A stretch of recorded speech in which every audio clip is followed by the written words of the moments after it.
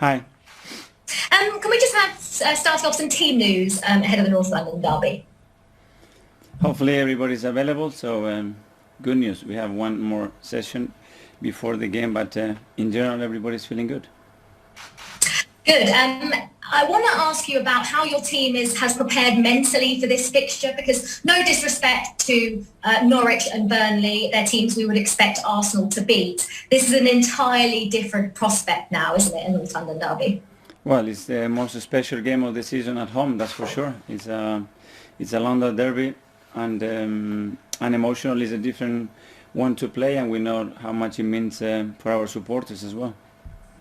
Well, talking of supporters, Mikel, is this is going to be the first time that you've been in charge in front of a full Emirates for a North London derby? You've obviously played in games where there's been full at the full Emirates Stadium. How special is that going to be for you? Do you think there's any extra pressure on you? To be fair, I can't wait to have that experience.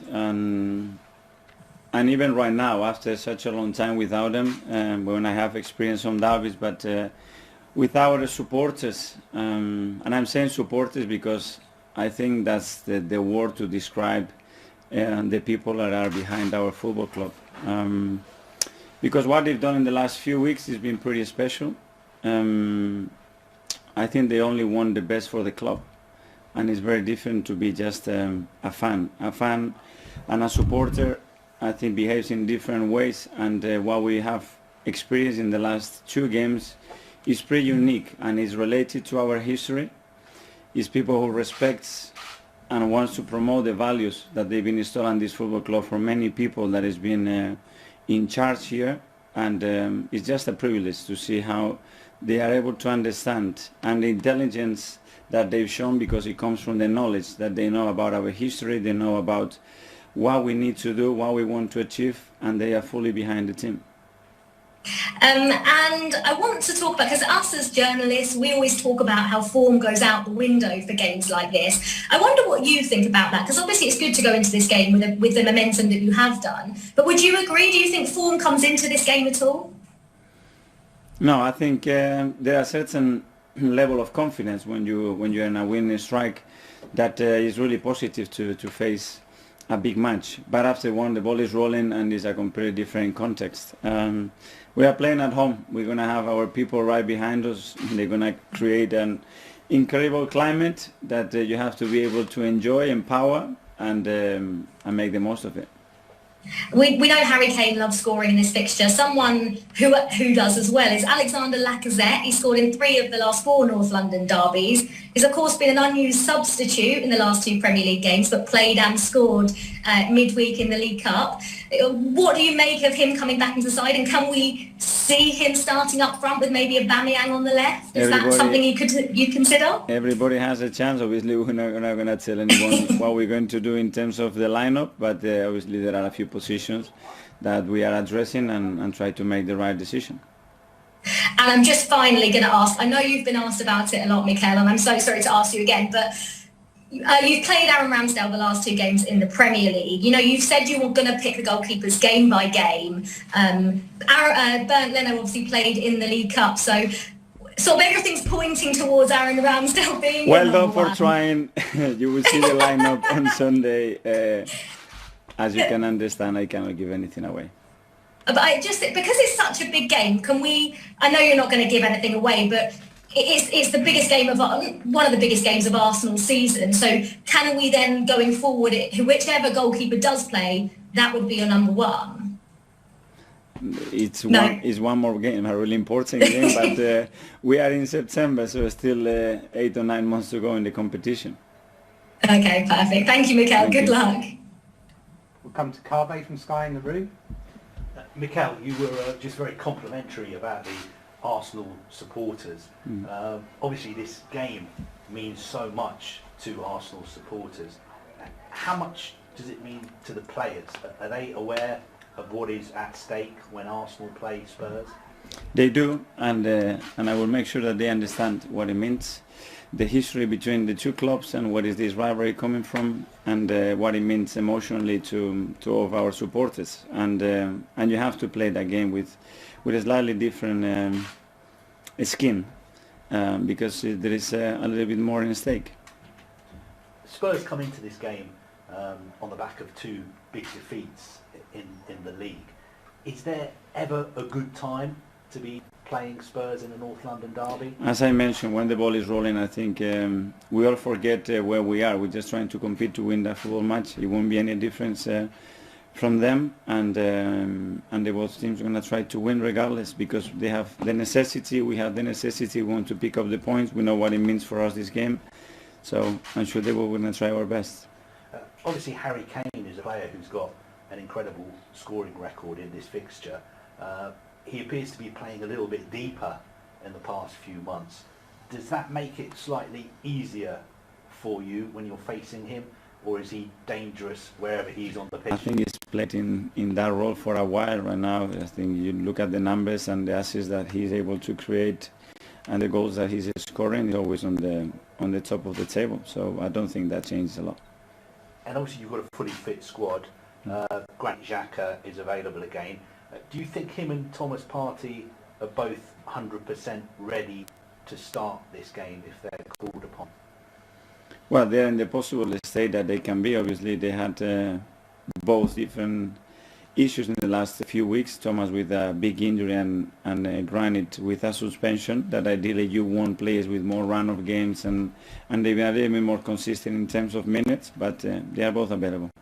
And how has Granit been? Obviously, he had the issue with the suspension and COVID as well. How has he been training? How does he feel physically? He came back and he was flying because he really looks after himself. He's always training, and as he always is, he will always give you the maximum and the best possible attitude to compete and win matches. And can I also ask you about Takahiro Tomiyasu, who's been so impressive? What have you made of his performances? And he was obviously a player that Spurs were also interested in signing this summer.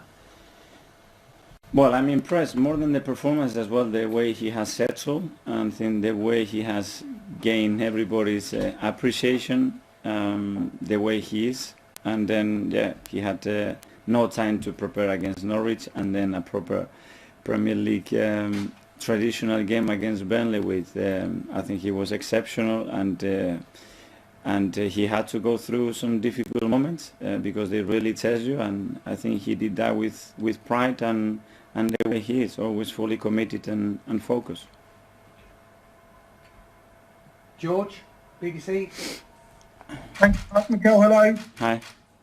Mikel, even when you was playing, Arsenal always had a bit of a reputation as an injury-hit team. I mean, what's happened? This must be a first, that you've got no problems going into the match on Sunday. Touch wood. Let's continue like this. Is there a reason? Yeah, look at this weather. Everything helps, you know. Good energy, a couple of wins. Everybody wants to be involved, and we have a fantastic physios and sports science and medical department, and they try to look after themselves the best possible way. You talk about the good energy. That's obviously come from the 2 wins, but I know you mentioned the fans. Do you think that on Sunday, if you win, they'll really buy into the project and what you want to do? Well, we will give them another reason to do it. I think they have already done, and they have shown that without getting the best results, which that's something exceptional and remarkable, and that's what I meant about the word, that they are supporters, which is very different. And that's why we want to give something that they can really enjoy and get even closer to our team. Can I just ask, have you picked your starting 11 already? Do you know in your mind who's playing in goal? Do you know your starting 11? Have you made your mind up? I have an idea, yes. Okay. Just a quick one. Did you watch Tottenham-Chelsea last week? And what did you make of how Chelsea used N'Golo Kante? Would that have any effect on how you play on Sunday? Well, we don't have N'Golo, so we cannot use him. So it's difficult to compare, but yeah, I think they were 2 very different halves. I think it was a really competitive game that was decided as well in some small details, and set pieces took a big part of that in 2 of the 3 goals, and it was a good game to watch. And Harry Kane, he's out of form. Will you speak to your defenders about how they play him, particularly Ben White, who's a bit younger than him, but knows him from England? Obviously, we have to show them the threats and the qualities and where they will try to hurt us and try to prevent that as much as possible, and we know that he is a big threat, and a lot of things come from his contribution in attack. Brilliant. Thanks very much. Good luck. Thank you. Ian, TalkSport. Hi, Mikel. How are you? Good. 2 weeks is a long time. You sat in front of me 2 weeks ago. I was asking you questions, and you lost 3 games in a row, hadn't scored a goal, and everyone was saying Arsenal were in crisis. And yet, 3 wins, including the cup win later, and suddenly you might even be favourites to win this game on Sunday.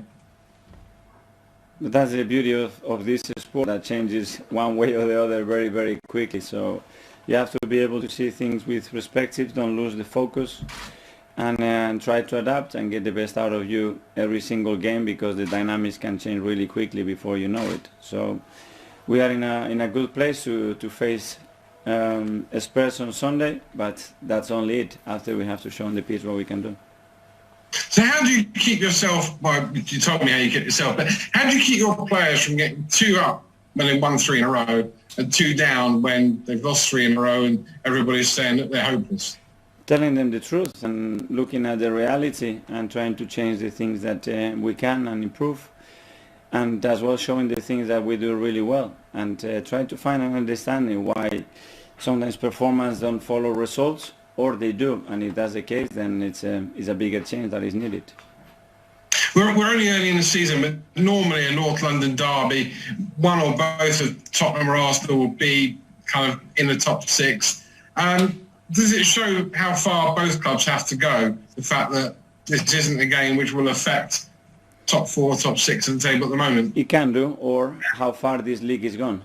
Comparing to 3, 4 or 5 years ago, this is a different planet now. This Premier League is never been as strong as this. Is the strongest league in the world in history, in my opinion, because of the quality of the teams, the quality and the evolvement of the organization, how the league has developed, and the quality of the coaches, managers that are in the league, the players that are joining this league. It's never been that strong. How much stronger than when you played there, and how would you play in this league? Much stronger, yeah, and I wouldn't be able to play at this level, so much stronger. Wow, you wouldn't be able to play at this level. That's amazing. Can I just ask you one last thing? Talking about safe standing coming back into football, and to be fair, that the atmospheres in the ground will be amazing if that happens. Also, they're looking into possibly fans being able to drink in their seats. I know they do in other countries around the world. What are your views on both standing and also maybe fans being allowed alcohol back in the stadiums? I think any regulation that creates an atmosphere in the stadium that is safe for everybody can be encouraged. So we have authorities and we have processes that they have to determine that much better than us, because obviously we don't see a lot of things that are happening in the background. So if it's safe and encourages to enjoy the atmosphere in a different way, and they all agree with it, I think that can be discussed. Good luck this weekend. Thank you. Nick from Haiti. Can you keep it tight, Nick? We're running out of time. Yeah, will do. Just a quick couple of questions about Ober, if I may. For the last time he played Tottenham at home, he was dropped, wasn't he, just before the game because of that lateness issue. Is that all behind him now, and how's he been since then?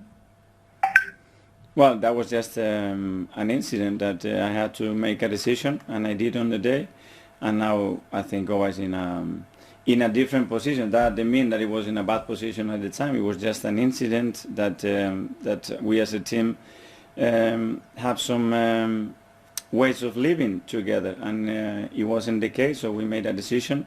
And I think now he's been in really good form. I think the way he played at Burnley, even if he didn't score a goal, it was extraordinary the way he played for the team. So we are expecting him to do the same. I was going to ask about his scoring. Is it a concern? Because last season overall, and even this season so far, he's not getting quite the numbers in front of goal, is he? But he will, and he's generated the chances, and we have to generate more, and we have to put him through in more occasions, which we know how it's going to end up, and he's in good form. Is this the sort of big game that he should thrive in, that you look to him to get goals and hopefully sort of launch the season for him? You need a special moment, and details a lot of time decide this type of fixtures, and big players, they do normally. So when they step in and they are able to do that for the team, normally the outcome becomes really positive. Just a final question, because I know we're tight for time. There's talk of maybe Laka getting a chance to play. I'm just worried about his future. If he does not sign this contract, he's free to talk to new clubs in January. Will you have to sell him if he doesn't sign a new deal?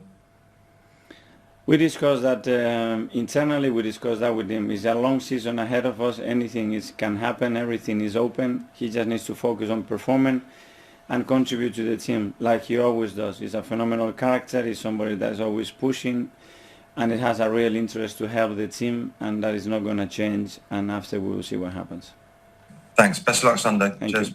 Thanks, Nick.